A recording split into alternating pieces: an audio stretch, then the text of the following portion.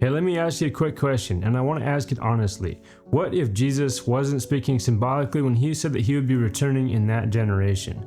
And what if he wasn't exaggerating? What if he wasn't mistaken?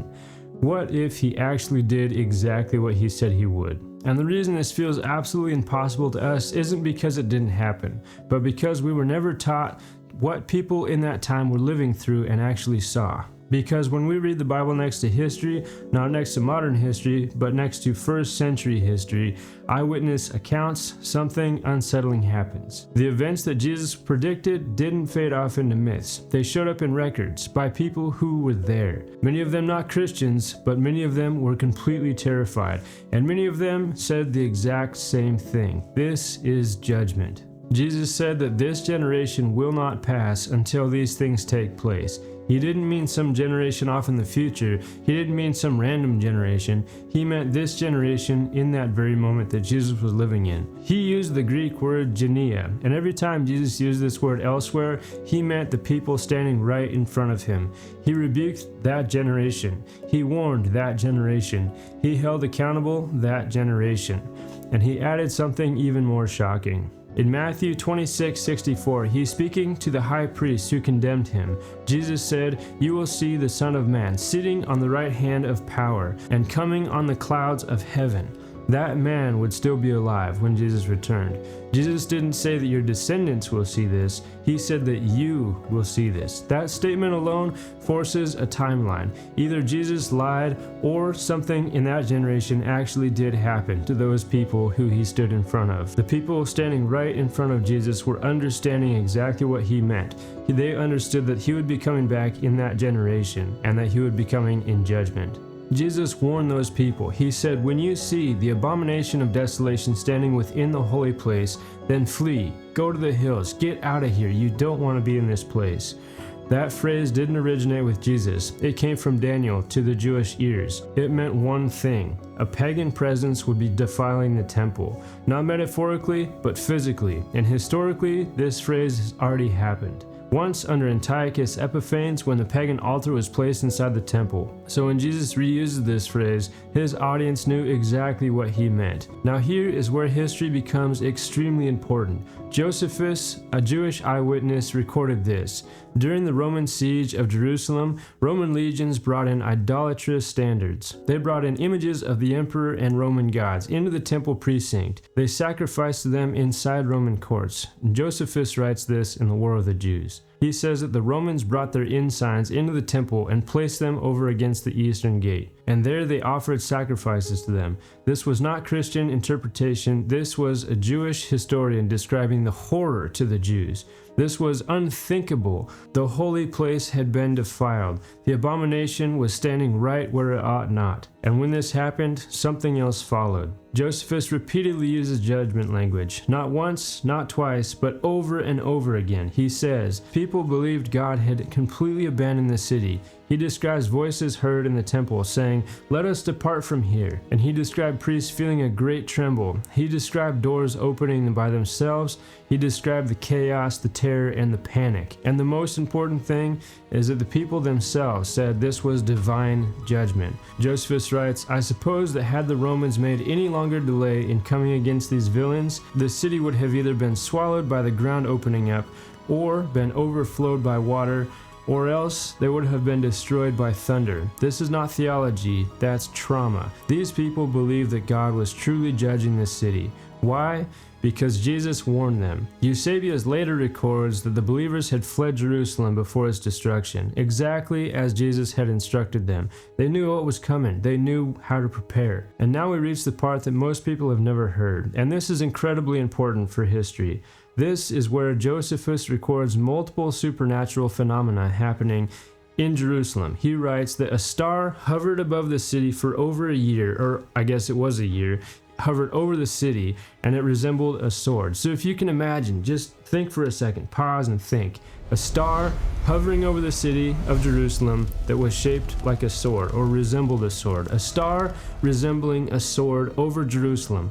Think about that, and it stayed there for a year. But Josephus didn't end his records there. He also wrote about multiple eyewitnesses of chariots, soldiers, and armies flying around in the sky in what looked like chariots of fire. This wasn't one person's sighting, it wasn't somebody hallucinating. This was multiple sightings, eyewitnesses of seeing this. And then we have Tacitus. He was not a Christian, he wasn't a believer, he wasn't a Jew, he was a Roman of all people. He also recorded this. He said, strange signs, Jerusalem has fallen. He writes of armies and conflicts in the sky. These were multiple people from all kinds of different beliefs and backgrounds that were all seeing this. It was not just a few people. So, were these literal angelic armies? Were they visions? We cannot say with certainty, but the proof is in the pudding, come on. And what we can actually say, and what would stand up in a court of law, is that the people living in that time believed something what divine was absolutely happening. And this was associated with judgment, and that is exactly what Jesus said would occur. And what was happening in addition to all of that was the simultaneous rule of Nero Caesar. All of this was unfolding at the exact same time. So Nero was the ruler of Rome. He persecuted Christians brutally. He burned them alive and he used them as torches, and their persecutions were public. They were public entertainment. It was a terrible, terrible time. And he did all of this for exactly 42 months. Exactly like Revelation says. John knew this. He knew that all this was going to take place. If you believe the early date, which I do, I believe that Revelation was written before all of this had unfolded. Revelation says that the beast would be given authority for 42 months. Exactly that is what happened. Exactly. To the T. So, Nero Caesar fit that bill perfectly while simultaneously all of that other stuff happening. There's a lot of proof right there for what seems like an ostentatious conclusion. But we're getting into this and we're really sticking to the details here. So let's continue.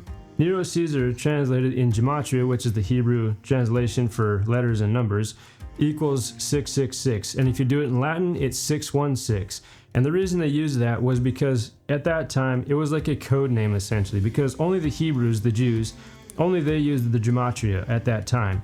The Romans, they didn't. And so if, in the Bible, the Revelation was basically a rebellion document. It was something that would create great resistance against the Roman Empire. And so John wrote this out, 666, not to say Nero Caesar, but to do the math. Oh, you know exactly who it is, and you're safe because they don't know, but you know. So, you get what I'm saying?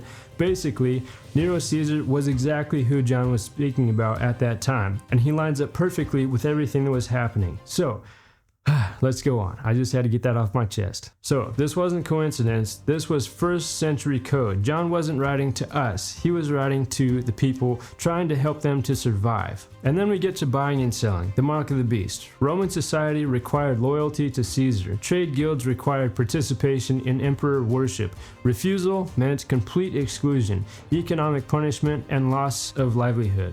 Revelation says that no one could buy or sell without the allegiance. That doesn't mean a chip, it doesn't mean technology, it means allegiance. The Greek word is charagma, the mark of ownership or loyalty. Just like God seals his people, the Roman mark meant that you were owned by Rome, essentially. So with all of that taking place, after the fall of Jerusalem, after the temple was destroyed, after persecution had subsided, Christianity completely, boom, exploded. It was magic. It was like amazing. It was completely divine, something that only God could do. And that was only after all of those previous things had happened, just like the Bible had said. Pagan temples were closed and Christianity had spread across the nations. Revelation says that Satan would be bound to no longer deceive the nations after all of these things would take place. Not destroyed, not locked up forever, but bound, restricted from deceiving the nations. He would no longer go out and deceive the nations. He was restricted, cut off. Just like we see in Job, Satan was given permission to torture Job, to destroy his life, absolutely destroy everything that he had. Satan was given permission by God to do that. And just like that, Satan has also been given permission to go out and deceive the nations. So, in that time, Satan was bound. He was completely bound after all those events had happened, after the battle in the sky, essentially. So, that brings us to where we are right now in history. And so with all that being said, even the Geneva Bible, which is one of the earliest English translations, it's got a bunch of footnotes on the side. Now I know Footnotes aren't scripture, but these people were a lot closer to this than we are.